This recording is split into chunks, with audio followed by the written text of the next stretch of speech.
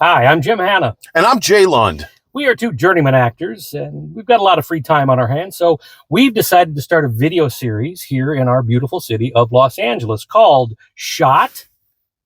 It's a camera. Or Shot. That's a gun. What we're going to do is we're going to drive around the city and visit, in every episode, 3 notable locations. They are notable because either a famous Hollywood project was filmed here, an infamous Hollywood murder happened here, or both happened at this location. Sometimes it is both. And then Jay, along with you, the viewers, will have to make the call. So I am a fan of Hollywood history, and I'm also a creep who's a little bit fascinated with famous murders that have happened in this town. So I have chosen the locations that we're going to today, and I know what sordid or non-sordid thing happened at each location. Jay, are you prepared to swear that you have no idea where we're going and you have not heard about these locations before we get there? Oh, I swear I know nothing about where we're going or the murders, but that'll be abundantly clear once we get there. You don't think you'll be real good at this? I'm going to be terrible at this. Well, so come along with us and play along with us. See if you can guess whether this was a famous Hollywood filming location, an infamous Hollywood murder, or both. See if you can beat Jay. That should be pretty easy. Let's get started. Okay, we are approaching our first location. Jay, are you nervous? I'm not nervous, but I am going to make a fool out of myself. We're going to get out and take a look, let Jay do his analysis, and then we'll come back in the car for Jay's guess. Okay. Jay is getting his first look at this first location, and I am now going to reveal it to you, the crowd. It is this little house. I won't say the address because we probably shouldn't be bothering these people anyway. But this is the home.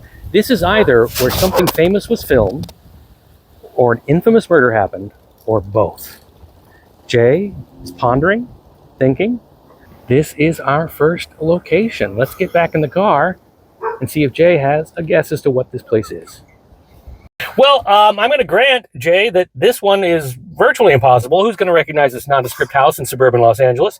But maybe one of you viewers who's more into this stuff than Jay is has a guess. Jay, I would like to know what your guess is. This a famous Hollywood filming location, an infamous Hollywood murder scene, or is it both?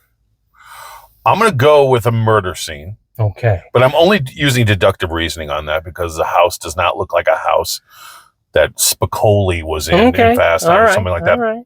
So I'm going to say it is a murder. Jay, you are correct. Yes! A famous murder happened in this house. Okay. Now, for bonus points, any idea who was murdered in this house?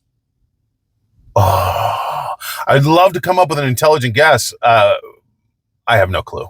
I don't know. Well, let me fill you and the viewers in. This house was the murder scene of our gang actor Carl Switzer, who played Alfalfa in the Little Rascals comedy shorts from the 30s and 40s. Wow. Carl Switzer played Alfalfa in the Our Gang series of comedy shorts from 1935 to 1940. The shorts featured an adorable cast of children who were wildly exploited by the Hollywood machine. It was renamed The Little Rascals for TV syndication that paid its stars no residuals, even though the shorts are still widely available today. Alfalfa was a squeaky-voiced crooner who sang love songs terribly in an effort to woo his love interest, Darla, often in a contest with the snooty and officious Waldo. Fuck you, Waldo. Fucking Waldo. The years following his success in The Little Rascals were not kind to Switzer, who struggled to get even bit parts, and supplemented his income by bartending and leading hunting expeditions in the mountains around Los Angeles. In 1959, he borrowed a coonhound from his friend Bud Stilts, but the dog ran off chasing a bear. Switzer spent about $50 on posters and newspaper ads trying to recover the dog, and it worked. The dog was found and returned to Bud, a happy ending all around. But not for Switzer. He got drunk one night and decided that Bud owed him the $50 and came to this house in Mission Hills to collect. Accounts vary as to what happened next, but the upshot is that a fight ensued that resulted in Bud shooting Carl, who bled out in the doorway of the home. Pointless fact, Switzer is buried in Hollywood Forever Cemetery in Los Angeles, where his headstone features an engraving of a dog, which seems like the kind of thing Carl wouldn't enjoy being reminded of for all eternity. So yeah, Alfalfa, sweet Alfalfa. Unbelievable. About 20, 30 years later, came here drunk and got himself murdered. Yeah, things didn't work out well for Carl or most of the Little Rascal kids. Isn't there another horrible story about the guy with the Voice? Froggy? Froggy. Froggy? Yeah. Froggy was killed on his bike. He got hit by a car when he was 14. He didn't even get, out of his teens. Yeah. But again, they had no money. And these kids were not getting any residuals. And their parents took all their money from them when they originally filmed because there were no Coogan laws. So terrible. Yeah. R.I.P. Yeah. Carl Switzer, Alfalfa. Are we doing that after every one of them? No. Okay. Okay, traveling to our next location. We have arrived at our next location. We're going to get out of the car now and have Jay take a look. Can't wait. Okay, we are now looking at the South Seas apartment complex. Jay's seeing it for the first time.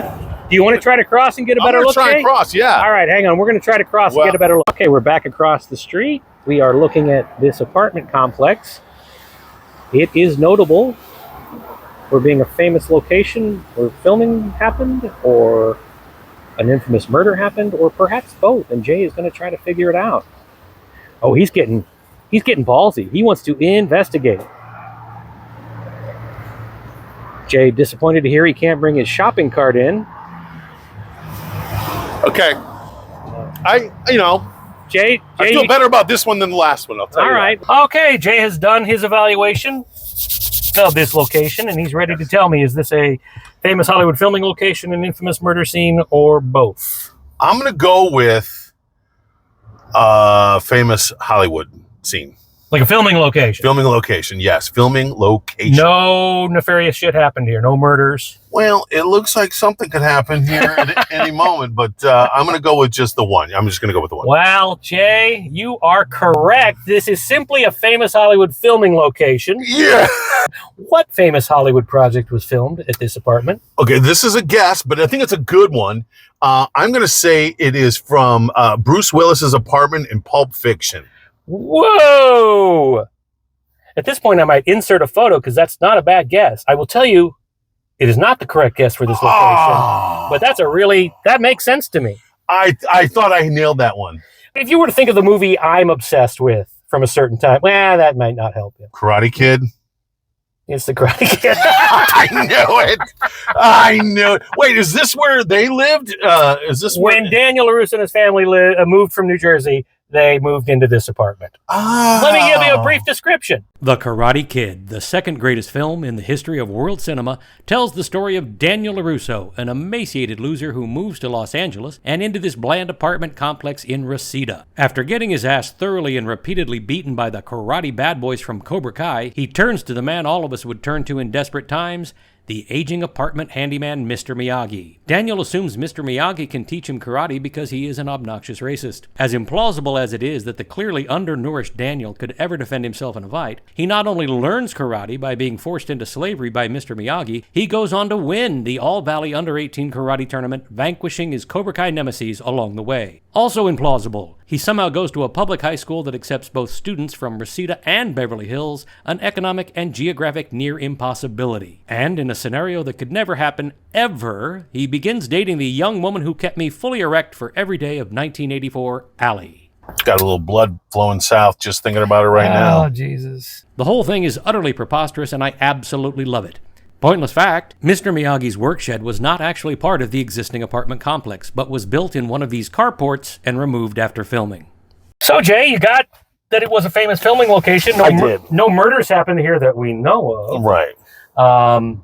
At the very least, no infamous murders. But, yeah, are you a Karate Kid fan, Jay? I have watched it, not as much as you have. Okay, so we're wrapped up here. Let's go to our next location. Okay, we have reached our next location. And a couple of things in the background. It's going to be a little different, this one. This one's going to be a little more difficult to access because we are in the Hollywood Hills. And if you've never been, the Hollywood Hills, the roads are extremely narrow. There's no parking anywhere. I don't know that we're going to be able to park in front of the next location and have a good look. I have also read online that this location is notable and the current owner hates looky-loos, hates people who stop and look at her home. Yay. Yeah. So we're going to try to figure this out. We may park and walk, or we may drive by and see if there's a parking space. But stand by. We got to figure this out. Is she a gun owner? Okay. So again, we're being a little bit surreptitious. We don't want to inspire the ire of the owner, but the location that we're looking for is Right there, Jay. That's the one. This one? Yep, to your left. I'm just going to keep moving so it...